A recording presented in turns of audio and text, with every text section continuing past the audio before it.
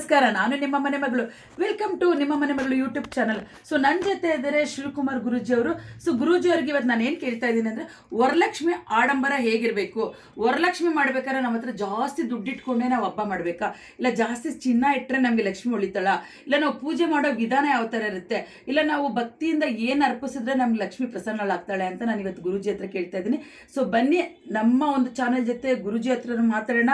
So ಯಾರಾದರೂ ನನ್ನ ಚಾನಲ್ನ ಸಬ್ಸ್ಕ್ರೈಬ್ ಮಾಡ್ಕೊಂಡಿಲ್ಲ ಅಂದರೆ ಹೀಗೆ ಸಬ್ಸ್ಕ್ರೈಬ್ ಮಾಡ್ಕೊಳ್ಳಿ. ಬನ್ನಿ. ನಮಸ್ಕಾರ ಗುರುಜಿ. ಹರೇ ಕೃಷ್ಣ. ಗುರುಜಿ, ಇವಾಗ ಅದೇ ವರಲಕ್ಷ್ಮಿ ಬಗ್ಗೆ ಅದ್ರದ್ದೊಂದು ಪೂಜೆ ವಿಧಾನ ಬಗ್ಗೆ ತಿಳಿಸ್ಕೊಡಿ ಗುರುಜಿ.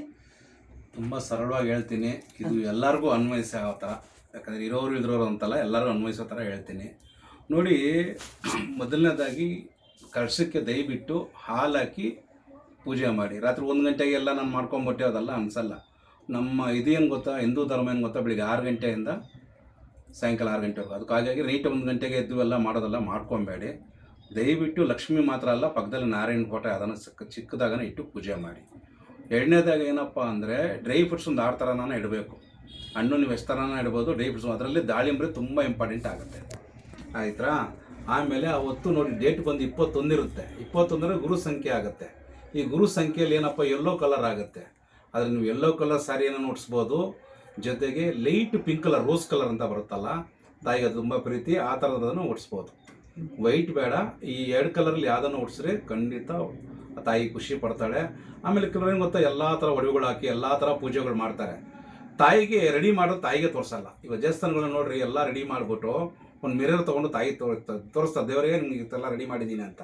ಆದರೆ ನೀವು ಅಷ್ಟೇ ರೆಡಿ ಮಾಡಿದ್ಮೇಲೆ ತಾಯಿಗೆ ತೋರಿಸಮ್ಮ, ನಿಂಗೆ ಇಷ್ಟು ಅಲಂಕಾರ ಮಾಡಿದ್ದೀನಿ, ಇಷ್ಟು ನಿನಗೆ ನೈವೇದ್ಯ ಇಟ್ಟಿದ್ದೀನಿ, ನಿನಗೆ ತೃಪ್ತಿ ಮಾಡ್ಕೊಳ್ಳಿ ತಾಯಿ ಅಂತ ತಾಯಿಗೆ ತೋರಿಸಿ ತಾಯಿ ಪ್ರಸನ್ನ ಆಗ್ತಾಳೆ, ಖುಷಿ ಪಡ್ತಾಳೆ.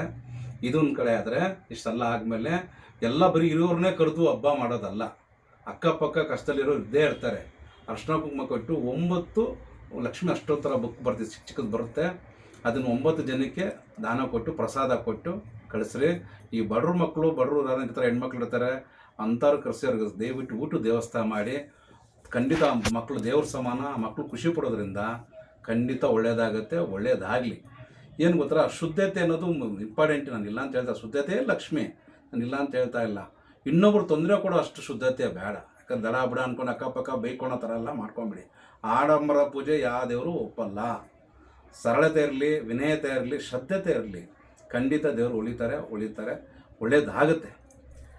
ಗುರುಜಿ, ಇವಾಗ ಕಳಸಕ್ಕೆ ಹಾಲು ಹಾಕಿ ಅಂತ ಹೇಳಿದ್ರೆ, ಇವಾಗ ತುಂಬಿರೋ ಒಂದು ಚೊಂಬಿಗೆ ಸ್ವಲ್ಪ ಹಾಲು ಹಾಕಿ ನಾವು ಅದಕ್ಕೆ ಬೇರೆ ಏನ್ ಹಾಕ್ಬೇಕಾಗುತ್ತೆ ಗುರುಜಿ? ಏನಿಲ್ಲ, ಅದಕ್ಕೆ ಹಾಲ್ಗೆ ಒಂದು ಸ್ವಲ್ಪ 1-2 ಚಮಚ ಹಾಲು ಹಾಕಿನೂ ಇಡ್ಬೋದು, ಪೂರ್ತಿ ಹಾಲು ಹಾಕಿನೂ ಇಡ್ಬೋದು.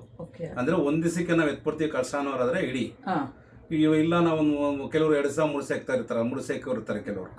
ಅದಕ್ಕೇನು ಮಾಡ್ತಾರೆ, ಅದು ತುಂಬ ಹಾಲಿರೋದಕ್ಕೆ ಅದು ಗಂಗಾ ಜಲ ಇನ್ನೂ ಒಳ್ಳೆಯದು. ಅದಕ್ಕೊಂದು 3 ಚಮಚ ಹಾಲು ಹಾಕಿ. ಬೇರೆ ಏನೇನು ಹಾಕ್ಬೇಕು ಗುರುಜಿ? ಚೂರು ಸ್ವಲ್ಪ ಅರ್ಶನ ಹಾಕ್ಬೋದು. ಕೆಲವರು ಡ್ರೈ ಫ್ರೂಟ್ಸ್ ಹಾಕಿರ್ತಾರೆ, ಕೆಲವು ಪದ್ಧತಿಗಳು ಇರ್ತಾರೆ, ಬರೀ ಡ್ರೈ ಫ್ರೂಟ್ಸ್ಗಳು ಹಾಕಿರ್ತಾರೆ, ಅದು ಇನ್ನೂ ಒಳ್ಳೆಯದು. ತಾಯಿ ಆಡಂಬರಕ್ಕೆ ಹೊಳಿತಾರಲ್ಲ ಅನ್ನೋದಲ್ಲ ಸುಳ್ಳು, ಭಕ್ತಿಗೆ ಪೂಜೆಗೆ ಮಾತ್ರ ಹೊಳೆಯೋದು. ಆಮೇಲೆ ಒಳ್ಳೆ ಮಂತ್ರಗಳು ಬರಂಗಿದ್ರೆ ಕರೆಕ್ಟಾಗಿ ನೀಟಾಗಿ ಹೇಳಿ, ಅದು ತುಂಬ ಅನುಕೂಲಗಳಾಗುತ್ತೆ. ಆಮೇಲೆ ನಾನು ಎಲ್ಲರಿಗೂ ಸರಳವಾಗಿ ಹೇಳ್ತಾ ಇರ್ತೀನಿ, ಸಾಲ ಸೋಲ ಮಾಡಿ ಹಬ್ಬಗಳು ಮಾಡ್ಕೊಬೇಡಿ. ತಿರ್ಗಾ ಇವತ್ತೆಲ್ಲ ಒಡವೆಗಳು ತಂದಾಕಿ ತಿರ್ಗಾ ಮನಸ್ಸು ಎತ್ಕೊಂಡು ಮಾರೋಡಿ ಹೆಂಗೆ ನಿಕ್ಕೋದಲ್ಲ, ಬೇಡ. ಕೃಷ್ಣ ನಿಮ್ಗೆ ಏನು ಕೊಟ್ಟರೆ ಅದ್ರಲ್ಲಿ ತೃಪ್ತಿಯಿಂದ ಹಬ್ಬ ಮಾಡಿ. ಗುರುಜಿ, ನನ್ನ ಚಿಕ್ಕ ಕ್ವಶನ್, ಇವಾಗ ನಾವು ಲಕ್ಷ್ಮಿಗೆ ಹಾಕೋದಕ್ಕೆ ಅಂತ ನಾವು ಮನೇಲಿರೋ ಒಂದು ಗೋಲ್ಡ್ನೆಲ್ಲ ದೇವ್ರಿಗೆ ಹಾಕ್ತಿವಿ, ಮತ್ತೆ ಅದನ್ನ ತೆಗೆದು ನಾವು ಹಾಕೊಂತೀವಿ, ಅದು ಹಾಕೋಬಹುದು. ಆದ್ರೆ ಇವಾಗ ಲಕ್ಷ್ಮಿಗೆ ಹಾಕೋದಕ್ಕೂ ಒಬ್ಬೊಬ್ಬರ ಮನೆಲ್ಲ ಒಡವೆ ಇರಲ್ಲ ಅಂತಾರೆ, ಇವಾಗ ಆರ್ಟಿಫಿಷಿಯಲ್ ಒಡವೆಗಳು ತಗೊಂಬಂದು ಹಾಕ್ತಾರೆ, ಅದೆಲ್ಲ ಮಾಡ್ಬೋದಾ ಗುರುಜಿ? ಲಕ್ಷ್ಮಿಗೆ ತುಂಬಾ ಪ್ರಿಯವಾದ ಒಡವೆ ಅಂದ್ರೆ ನಿಮ್ಗೆಲ್ಲರೂ ಆಶ್ಚರ್ಯ ಆಗ್ಬೋದು, ಮಲ್ಲಿಗೆ ಹೂವು. ಅಮ್ಮನಿಗೆ ತುಂಬಾ ಇಷ್ಟವಾದದ್ದು ಮಲ್ಲಿಗೆ ಹೂವು, ತಾವರೆ ಹೂವು, ದಾಳಂಬರಿ ಹಣ್ಣು. ಈ 3 ಅಮ್ಮನ್ ಕೊಟ್ರೆ ತುಂಬಾ ಪ್ರಸನ್ನ ಆಗ್ತಾಳೆ. ನಮ್ಮ ನಾರಾಯಣನ್ ಬಂದು ಸಜ್ಜಿಗೆ ಅಂದ್ರೆ ಕೇಸರಿ ಬಾತು, ಇಷ್ಟಿಡಿ ಸಾಕು, ಲಕ್ಷ್ಮಿ ಖಂಡಿತ ಹೊಡಿತಾಳೆ. ಯಾಕಂದ್ರೆ ಲಕ್ಷ್ಮಿ ಆಲ್ರೆಡಿ ಅಮ್ಮನ ಹತ್ರ ಎಲ್ಲ ಐತೆ, ಇನ್ನೇನು ಕೊಡ್ತೀರಾ? ಆ ಅಮ್ಮ ಹತ್ರ ಇರೋದು ನಾವು ಹಾಕ್ಕೊಂತ ಇರೋದು, ನಮ್ಮ ಹತ್ರ ಅಮ್ಮ ಹಾಕ್ಕೊಂತ ಇಲ್ಲ. ಅರ್ಥ ಮಾಡ್ಕೊಳ್ಳಿ ಅಷ್ಟೇ. ನೋಡಿದ್ರಲ್ಲ ನಮ್ಮ ಶ್ರೀಕುಮಾರ್ ಗುರೂಜಿ ಅವರು ಎಷ್ಟು ಸುಲಭನಾಗೆ ನೀವು ವರಲಕ್ಷ್ಮಿ ಹಬ್ಬ ಮಾಡಬೇಕು. ಆ ಲಕ್ಷ್ಮೀ ಪೂಜೆಗೆ ಕಳಸ ಯಾವ ಥರ ಇಡಬೇಕು, ಕಳಸದಲ್ಲಿ ಏನೇನು ಹಾಕಬೇಕು, ಲಕ್ಷ್ಮೀ ದೇವಿಗೆ ಏನು ಇಡಬೇಕು ಪ್ರಿಯವಾದದ್ದು, ಹಾಗೆ ನಾರಾಯಣ ಸ್ವಾಮಿಗೆ ಏನು ಇಡಬೇಕು ಪ್ರಿಯವಾದದ್ದು ಅಂತ ಇಷ್ಟು ಹೇಳಿದ್ರಲ್ಲ. ನಿಮ್ಗೆ ಏನಾದರೂ ಗುರೂಜಿ ಹತ್ರ ಒಂದು ಕ್ಲಾಸಸ್ನ ಕಲಿಬೇಕು ಅಂತಿದ್ರೆ, ಇಲ್ಲ ಗುರೂಜಿ ಹತ್ರ ಈ ಥರ ಹೆಚ್ಚಿನ ಮಾಹಿತಿ ಏನಾದರೂ ತಿಳ್ಕೊಬೇಕು ಅಂತಿದ್ರೆ, ಸೊ ನನಗೆ ಕಮೆಂಟಲ್ಲೇ ಗುರೂಜಿ ನಂಬರ್ ಅಂತ ಹಾಕಿ ಖಂಡಿತ ನಾನು DM ಮಾಡ್ತೀನಿ. ಸೊ ಹಾಗೆ ನನ್ನ ಒಂದು ಯೂಟ್ಯೂಬ್ ಚಾನಲ್ನ ಕೂಡ ಫಾಲೋ ಮಾಡಿ. Thank you so much. Hare Krishna.